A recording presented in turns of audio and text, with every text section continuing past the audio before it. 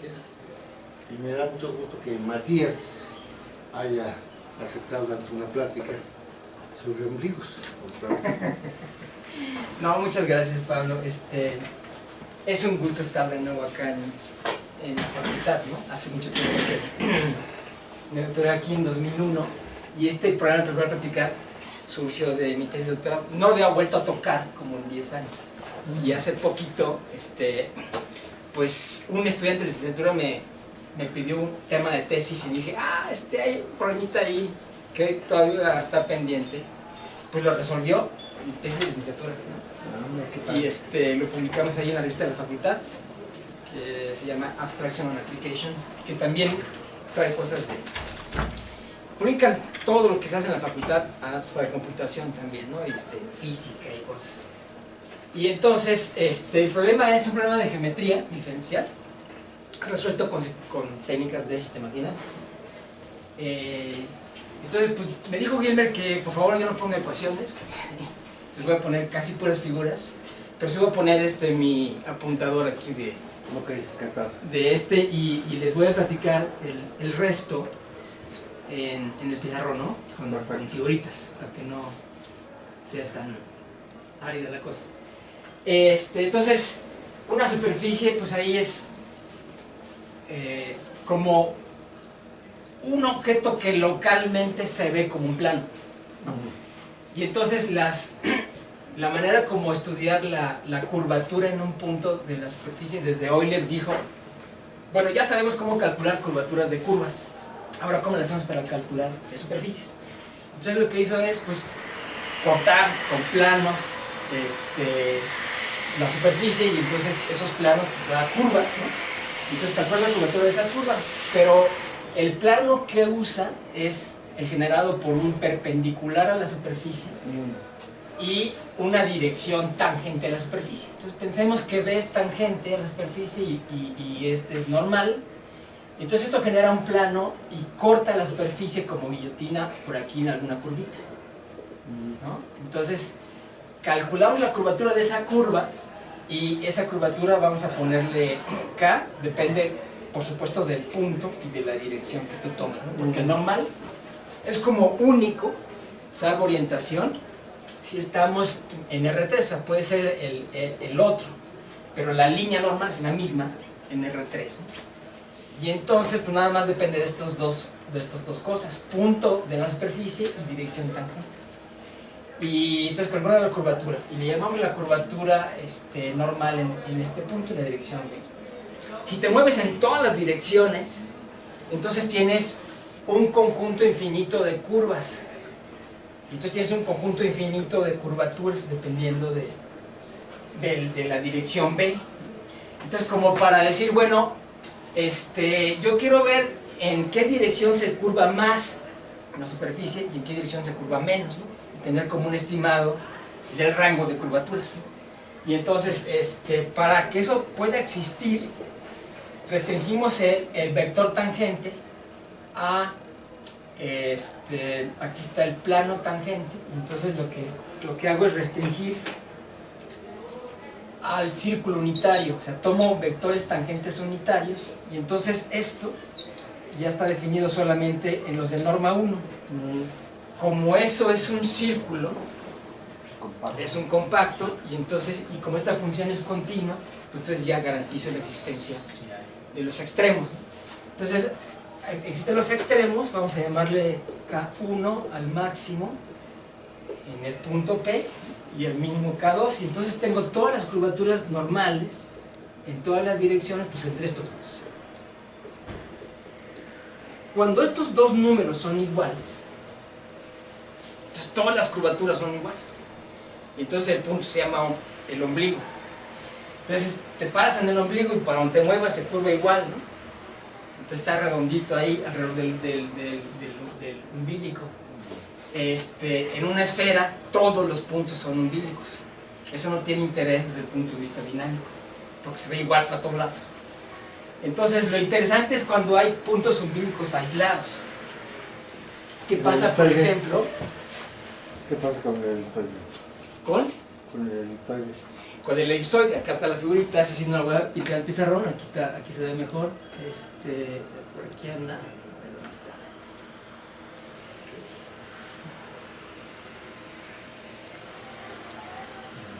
Ahí está. Vamos a ver si lo voy a correr para que vean la cara. Es que Sí. Primero lo corro y luego... sí, Ok. sí, aquí corre la flecha. Ahí está. Ahora sí. Entonces ya aquí controlo, ¿no? Sí. Aquí está, perfecto. Ahora sí. Entonces, en un elipsoide con los tres ejes distintos, hay 4 puntos umbilicos, 2 en el hemisferio de arriba, 2 en el hemisferio de abajo. Y entonces aquí son estos 4 puntitos, ¿no? Y son aislados, no hay más puntos umbilicos que esos.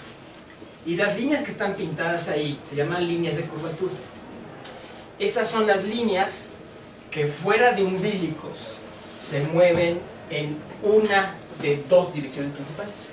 Entonces, si el punto P no es umbilico, entonces sí que hay 2 direcciones principales, vamos a llamarle E1, E2, ortonormales. Eso es porque el operador de forma ¿Es simétrico? es autoadjunto. Y entonces se diagonaliza, y entonces hay un par de vectores tales que son vectores propios, ¿no? Esas son las direcciones principales ortogonales. Y entonces yo me paro en un punto acá, entonces hay una dirección de curvatura máxima y una de mínima, ¿no? Entonces, fuera de punto. Entonces aquí siempre hay en cada punto no umbilico. Levanta la pantalla si quieres dibujar algo. No, pues aquí está bien, ¿no? Entonces, aquí la pinto. Esas son ya las curvaturas. Ejemplos donde esto es como muy claro, por ejemplo, en un cilindro no hay puntos umbilicos, ningún punto umbilico. Yo me paro en cualquier punto de un cilindro, aquí, me fijo en el normal, y en ¿no? Entonces, ese plano es el plano del pizarrón, entonces corta Se cero una curvatura muy larga. y entonces esa es curvatura 0. Entonces todos estos tienen curvatura 0. ¿Ok? Y si me fijo en otra dirección principal, digamos que sea horizontal, ortogonal a de 1, como de 2, entonces tengo el círculo. Aquí estoy cortando por un plano, este plano es perpendicular. Si me fijo en cualquier otra dirección tangente, el plano se va a inclinar, entonces sabemos que el corte es una elipse, ¿no? Y entonces me voy a fijar en este punto acá y lo miro como en el plano que estoy cortando, ¿no? Este plano inclinado. Entonces la recta se hace círculo en algún momento y en medio están todas las elipses. Entonces la curvatura mínima es 0 y la curvatura máxima es del círculo, es 1, si es de radio 1 esto. Entonces la máxima es 1 y todas las demás pues están entre esos dos valores, ¿no? Sería cualquier curvatura. Y no hay ningún umbilico. Las líneas de curvatura son estas generatrices y estos círculos. Entonces, esta es la configuración principal de un cilindro. Esta es la configuración principal de un elipsoide y así está más o menos la cuestión, ¿no? Por ejemplo, en una silla de montar me paro en el origen, acá, y entonces aquí tengo las direcciones principales son en la dirección de los ejes. Entonces hay una dirección que es de curvatura como positiva, la máxima, y la mínima esta es de curvatura negativa. Y en medio pues están todas las demás, ¿no? Entonces aquí tengo las dos direcciones principales de sus curvaturas. Aquí tampoco hay umbilicos. Y entonces las líneas de curvatura son estas, ¿no? En cualquier superficie de revolución, los meridianos y los paralelos son las líneas de curvatura. y tampoco hay umbilicos en general, ¿no? Si esto, un elipsoide de revolución tiene solo dos puntos umbilicos, el polo norte y el polo sur. Si, por ejemplo, tengo dos ejes A y B iguales y uno distinto, entonces tengo los meridianos como líneas de curvatura y los paralelos. Y solo hay dos umbilicos, estos dos. Una deformación de este es el elipsoide que acabamos de ver. Entonces, hay como una, digamos, una dinámica de las líneas de curvatura. El problema en un campo vectorial, no porque un campo vectorial ahí sobre la superficie, ¿no? Así es, el campo tangente, los campos tangentes. Entonces, ¿cuál es la ecuación diferencial que modela las líneas de curvatura? Una línea de curvatura es una curva en la superficie que se mueve en una dirección, vamos a llamarle, si la curva es alfa, la derivada es alfa prima, y entonces esta es línea de curvatura si la dirección en la que se mueve siempre va en una dirección principal, fuera del umbilico, ¿sí? Pues si este punto es umbilico, la línea de curvatura satisface la ecuación diferencial que es que el operador de forma en este caso es como la derivada de este campo normal. Entonces tengo el campo normal sobre la curva, lo restringo a la curva, depende de t nada más, su derivada resulta ser el operador de forma. Y entonces, si esto quiero que sea línea de curvatura, entonces lo que debo tener es que este operador evaluado en alfa prima, ¿ok? Pues quiero que sea, la dependencia de t lo voy a poner aquí, quiero que sea vector propio Entonces esto es un lambda que depende también de t por el propio alfa prima, ¿no? Entonces esta es la ecuación diferencial ordinaria de la línea de curvatura. ¿Sale? Si esto lo pones en su versión matricial, aquí tienes una matriz de 2×2, un vector tangente que le vamos a poner dos coordenadas, U', B', en coordenadas locales. O sea, esto es una superficie.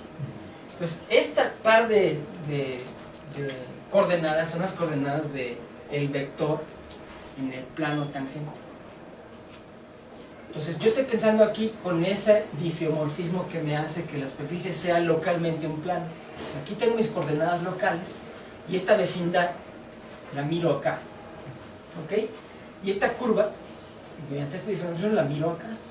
Entonces esta versión, digamos, alfa de U de t, B de t, tengo que poner algunas ecuaciones, perdón. O sea, U de t y B de t son las coordenadas generales, ¿no? Entonces alfa depende de esas dos, y aquí están sus derivadas. Entonces esta es una matriz de 2×2, pues en general es una A y J, quién sabe cuál. Y esto, aquí es una lambda por el U', B'. Si uno elimina lambda de estas dos ecuaciones, lo que queda es una ecuación diferencial cuadrática. ¿Cuadrática? Cuadrática. Sí.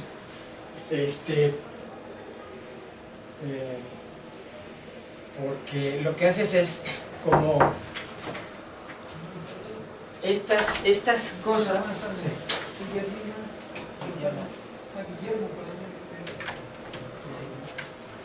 Te iba a preguntar algo. Sí. Otras superficies que sean como a la elipsoide, que tengan cerradas, ¿cuántos puntos tienen? O sea, ¿es una característica de una superficie cerrada en general o tienen muchos más? Hay, por ejemplo, convexas ahí, esas que hacen las de Rollier que salen, ¿cuántos tienen? Sí, bueno, en general es un problema, ¿Tienen muchos o pueden tener muchos? puede ser, sí, puede pasar cualquier cosa, ¿no? ¿Sí? Sí, lo que creo que no es muy común es que se acumulen los puntos umbilicos. O sea, que haya una sucesión de puntos umbilicos infinita, no que converja a otro. Pero digamos, Eso. ¿puedo construir una superficie de estas que tenga 6 ombligos, por ejemplo? ¿Habría una forma de escribir? No sé.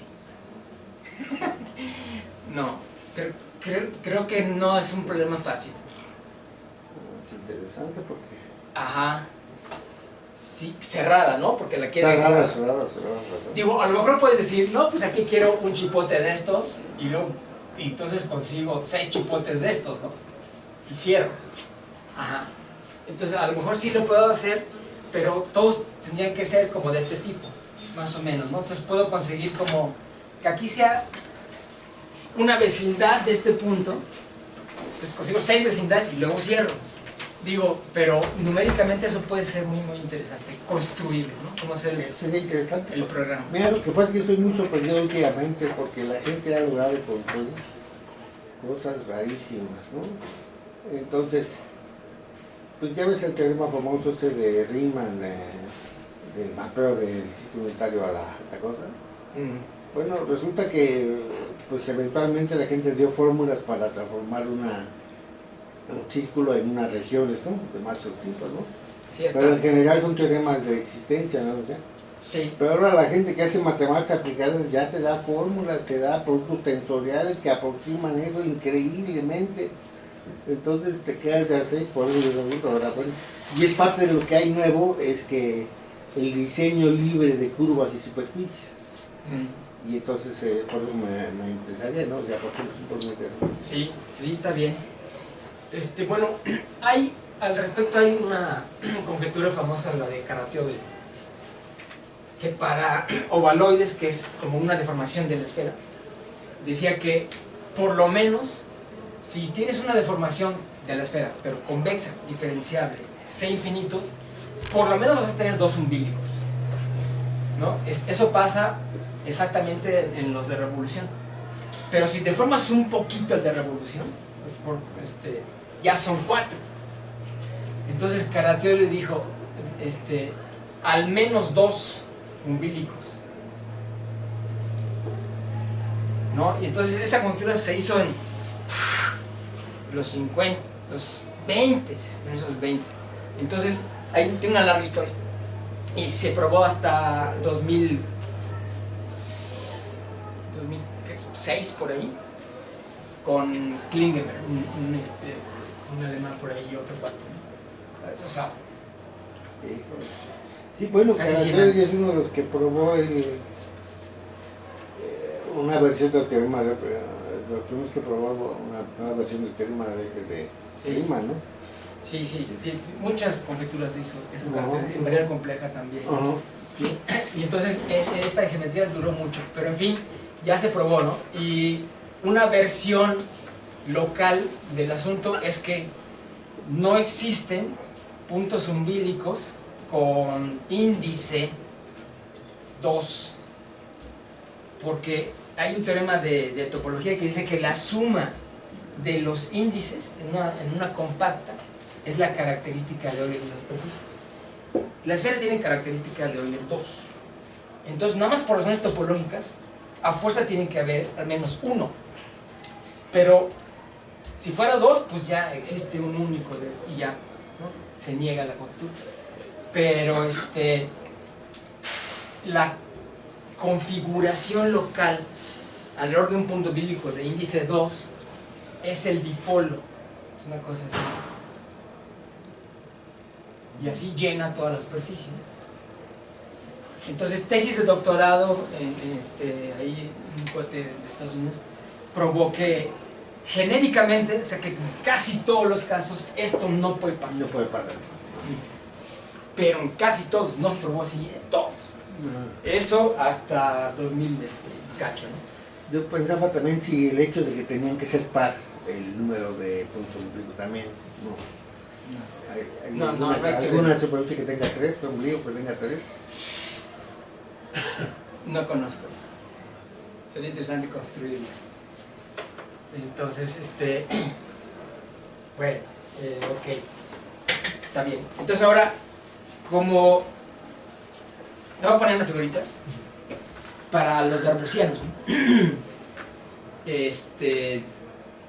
En esta figura del elipsoide que teníamos hace rato por acá, vamos a fijarnos en una vecindad de esto, en una de las familias, ¿no? Esta familia nada más. Entonces, pongo el punto umbilico y estas líneas de curvatura. La otra es ortogonal a esta, no la pinto. Este se llama darbusiano de tipo 1. Hay otros que son de tipo 2 y de tipo 3. Este número indica el número de curvas, de líneas de curvatura que llegan al punto umbilico. O sea, aquí además hay una. Aquí hay 2 y este es otro tipo de punto umbilico. Y la otra familia ortogonal a esta. Y aquí tengo 3 líneas que se aproximan al umbilico. ¿Y qué superficies son esas? Ah, bueno, esto es local, ya no es compacta, sino Ok. una vecindad. Y uno puede construir una gráfica, le mueves a los coeficientes de Taylor de orden 3 hasta orden 3 y consigues cualquiera de estas. ¿Ok?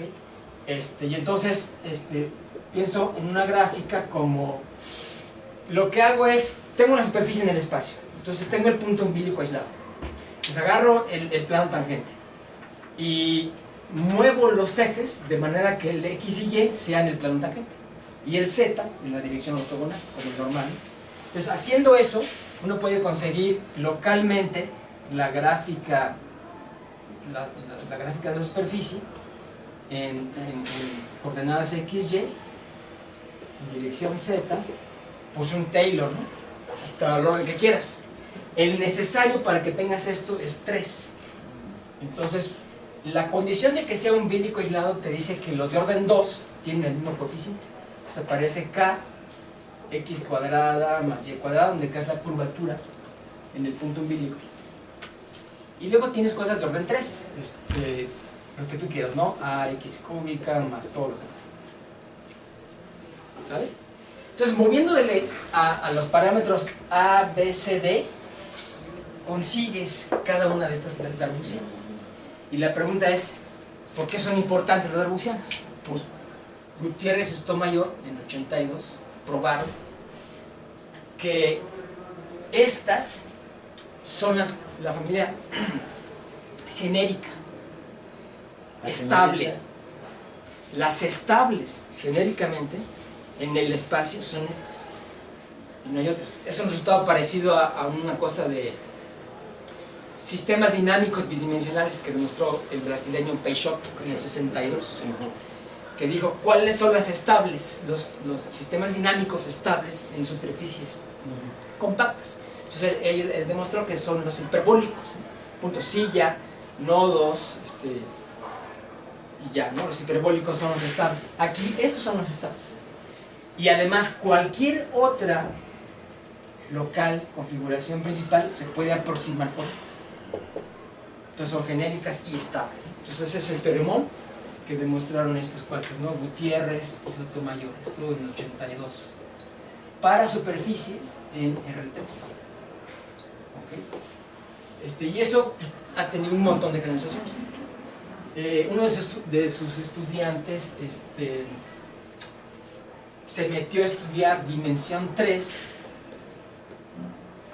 ¿ok? Y hizo un resultado similar.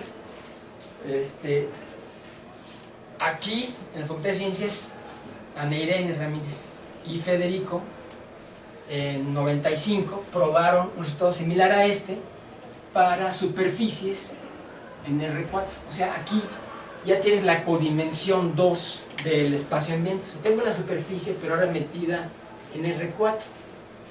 Y entonces el normal ya no es único. Ya no es único. Ya tengo un espacio de dimensión 2 de normales. Entonces ya la diversidad de cosas que puede pasar es enorme. Entonces tengo mi superficie en R4, no lo puedo pintar, pero lo que sí me puedo imaginar es que aquí los normales, N, ya se mueven en un plano. Entonces, a ver qué onda, si me paro en un punto umbilico aislado de la superficie, que es una variedad de dimensión 2, metida en R4, ¿cuál es el zoológico de configuraciones principales de esta superficie? Resulta que ese zoológico, en cierto espacio de parámetros, 2 parámetros de la superficie y 2 parámetros del normal, tengo 4 parámetros. Entonces, en R4, ¿cuál es ese zoológico? ¿No? Y entonces resultó que los darbuxianos, hay darbuxianos también genéricos y estables. También pasa eso. Y fuera de esos, ¿cómo es, digamos, cómo cambia la configuración principal? Cuando le mueves a los parámetros de la superficie. Entonces, antes te dije, en R3 consigues cualquiera, ¿no? Aquí también consigues cualquiera de los darbuxianos, moviéndole a los parámetros de la superficie. Pero además tienes dos parámetros del normal. La ecuación diferencial ahora no nada más depende de los parámetros de la superficie, también depende de los parámetros del campo normal. Y entonces el problema se complica enormemente. Pero bajo ciertas condiciones genéricas pudimos investigar cuál es ese zoológico. Y la técnica es una técnica que se llama blow up o explosión de singularidades de ecuaciones diferenciales. Entonces les voy a poner es una figura que resume esa técnica, ¿no? Por ejemplo, esta. A ver, aquí mejor esta. Sí. Ok. Pero tengo que mover la otra, ¿no?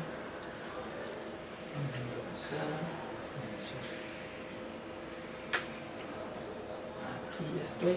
Está por acá. Ok. ¿Cómo quito esta? Dale clic, a ver si tú ves escape. Eso era. Ok. Estoy aprendiendo aquí Mac me llegó ayer. Muevo por acá. Estoy aquí. Y lo muevo hasta ahora sí. A ver.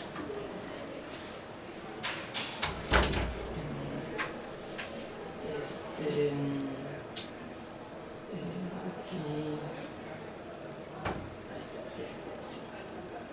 Eso es. Entonces, me paro en la superficie y lo que la técnica es esta. La ecuación diferencial que les dije hace rato es cuadrática en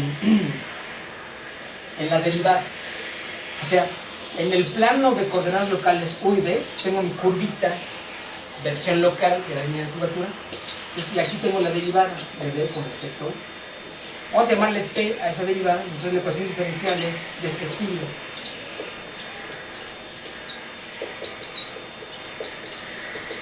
Es cuadrática en P. Eso quiere decir que si el discriminante es decente, tengo dos derivadas, ¿no? Entonces tengo las dos líneas de curvatura. ¿Está bien? Bueno, ahora, ¿cómo resolver esta ecuación diferencial? Es a pie, sumamente difícil, ¿no? Sin embargo, Monge lo hizo en 1879 para los darbuxianos, ¿no? Pero también se puede resolver por una técnica que es esto de la explosión. Tengo la singularidad acá, el punto límite, y lo que hago es pensar en esta ecuación diferencial, así como la tengo escrita acá, resulta pues una función de tres variables, ¿no? Tengo f de u de p igual a 0. Ah, pues eso no es más que una superficie en el plano de coordenadas u, v, p. ¿Sale? Esta superficie es esta de acá, el esférico. Entonces, las líneas de curvatura no son curvas integrales de un campo vectorial, porque no se puede orientar. Entonces, no son nada más como isoclinas, digamos. Pero si levanto la cosa aquí arriba, ahí sí que tengo un campo vectorial bien definido.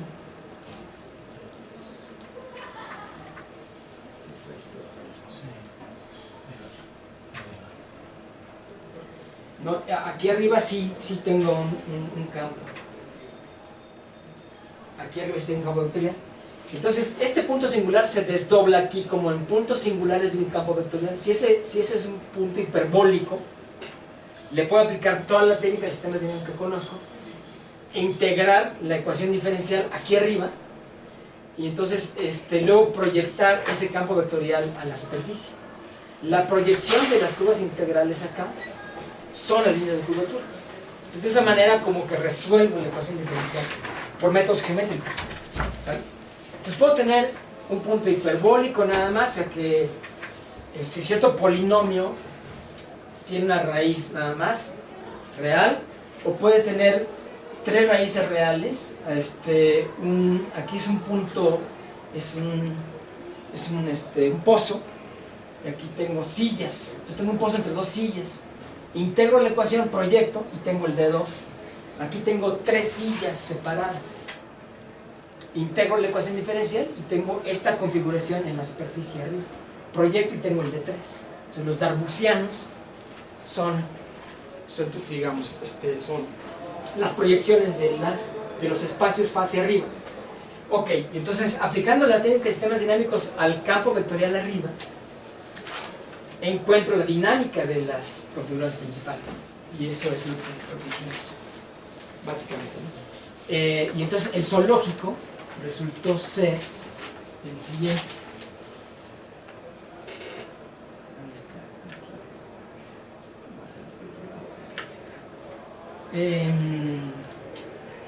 Aquí está. Pero antes voy a...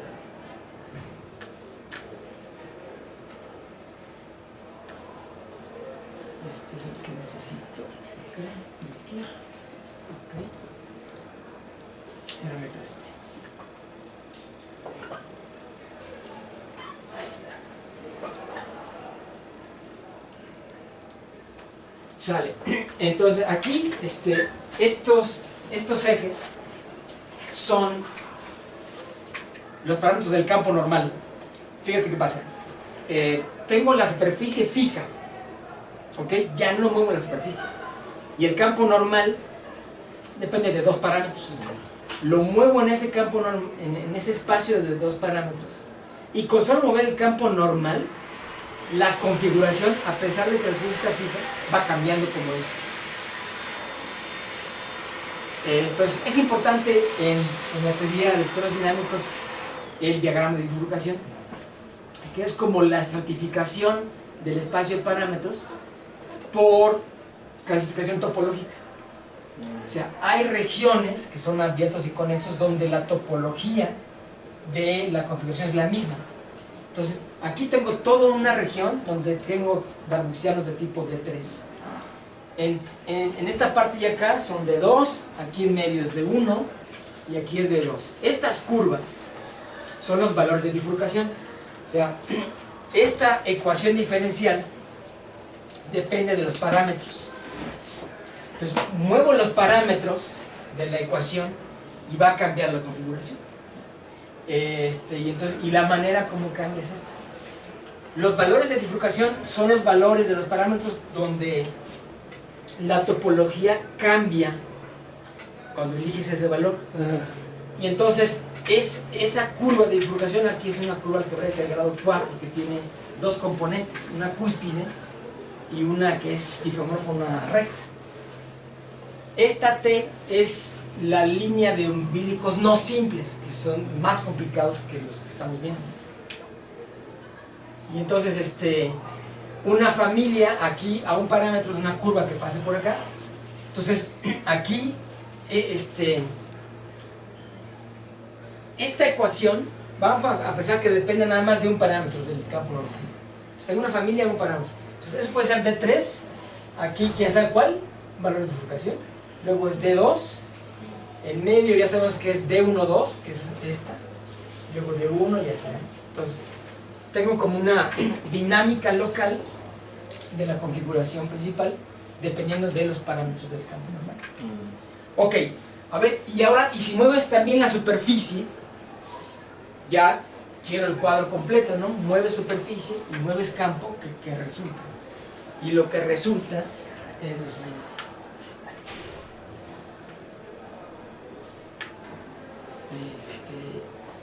A ver, ok, primero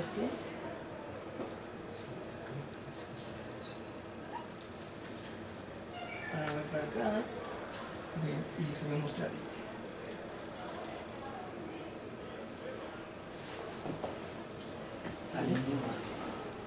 Bueno, aquí ya los ejes son la superficie.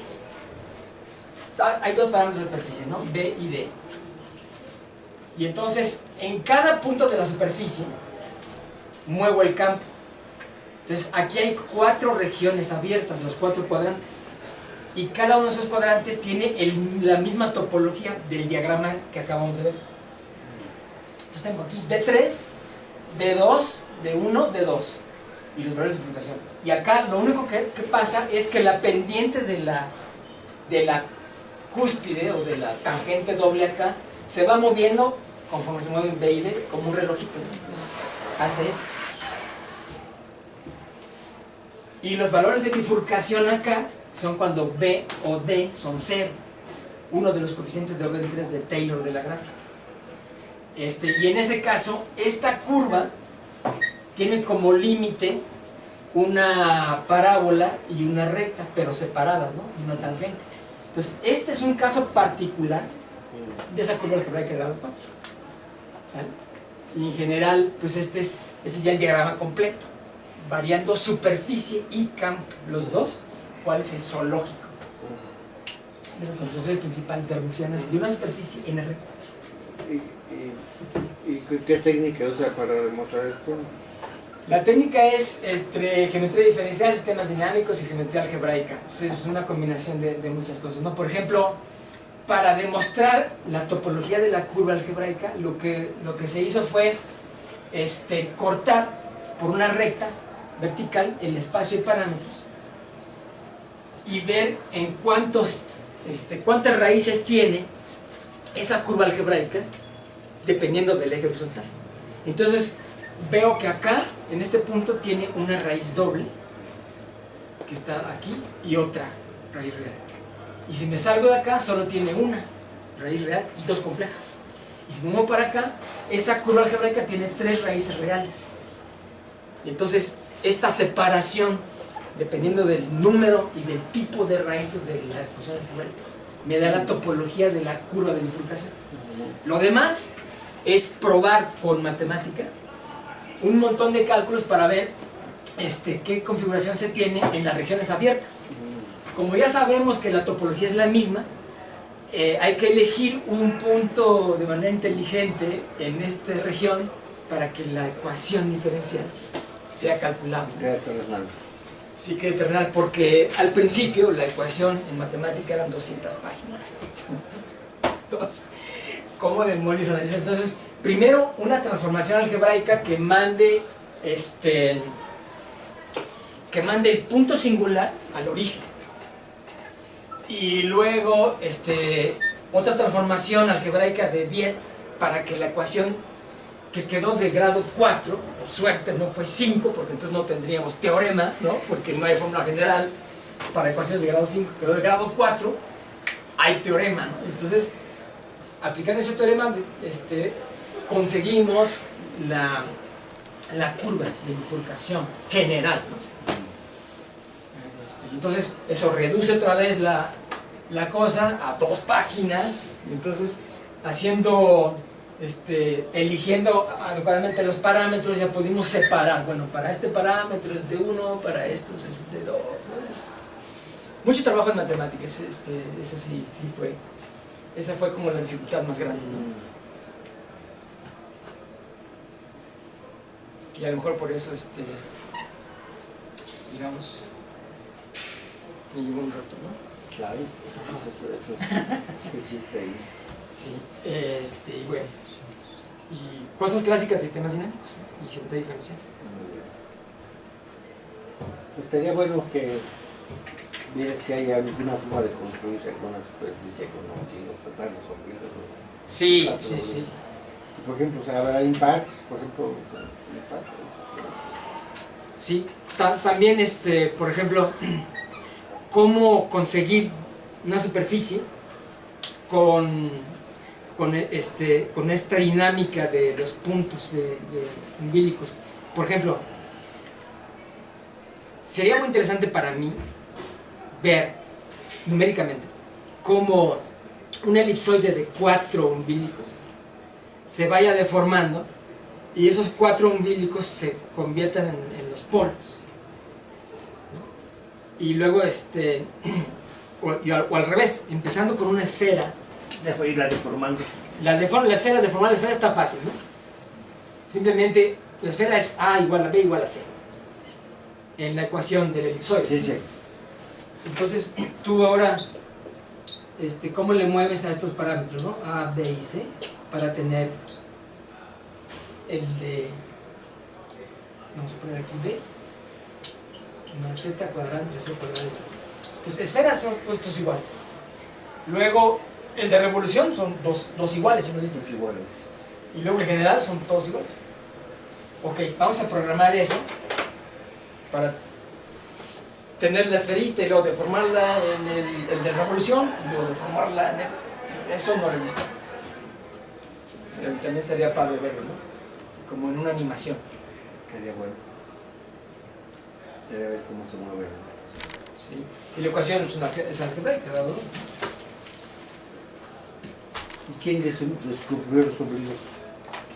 El concepto de umbilico se remonta a los franceses ahí por Monge y Darboux, todos estos cuates, ¿no? Lupin y compañía, siglo... Creo que Monge es de 1700 algo. Sí, porque, bueno, Poncelet parece que tomó, no me acuerdo si tomó, casi con Monge creo que tomó. Sí. Porque él se quedó ahí atrapado en Rusia, Ajá. en la guerra, y ahí fue donde sacó sus teoremas bonitos, pero él estaba allá y él era ingeniero y había tomado clases con Monge. Que Darboux es posterior, ¿verdad? Darboux es ya reciente, ¿no? Sí, es más reciente, ya es siglo Era XIX. Monge, era Monge. Ujú. Sí, Monge creo que fue el que acuñó el término de punto umbilical. Sí. Pero imagínate, todavía no tenían recursos de cómputo, o sea, era una capacidad de cálculo que tenían esos hombres impactante, impactante. Sí. Pero para mí el héroe de todos es Kepler. Ok, Por Kepler sí estamos todos aquí. ok. ¿Estás de acuerdo o no estás de acuerdo? Sí, de acuerdo. Kepler es el primero que proporcionó la primera fórmula que no era círculo, que era auténtica y que podía describir un modelo. Y entonces la predicción, él consiguió la primera fórmula real que describía algo, y entonces ya, porque todo el mundo vivía con los ciclos, todo lo querían hacer con ciclos, todos afuera con círculos, y pegaban círculos Y las cicloides, hipocicloides, y todos los cuanta más. rollos, y Kepler fue el que primero que agarró, y entonces, y además combinó la teoría con la parte numérica, hizo las tablas que Tycho Brahe estudió todos sus cálculos, ¿no? Y vio la precesión en la trayectoria, dijo, no, no son hipocicloides, lo que pasa es que los radios son tales que las elipses se mueven de tal manera que hay una óptica desde la cual aparece como que va para atrás, pero no siguen para adelante. Lo que pasa es que lo ves desde un punto especial de observación, ¿no? Y todo lo demás, y un trabajo numérico no cambia. Muy impactante realmente, porque él hizo sus tablas de logaritmos mismas en las tablas rudolfinas, y él dio un algoritmo para calcular la posición, no leías tú la posición, sino él dio el algoritmo para resolver la ecuación de Kepler, para saber dónde está. Tú le dirías, ¿dónde quieres saber dónde está el planeta? Y él lo que hacía era que resolvía la ecuación, te daba el algoritmo, o sea, él combinó la teoría con la cuestión numérica. Mis respetos, ese sí era el jefe. Sí. Sí, estoy de acuerdo contigo. Muy bien. Muy bonito. Gracias. Perdón. Perdón. Gracias por su paciencia.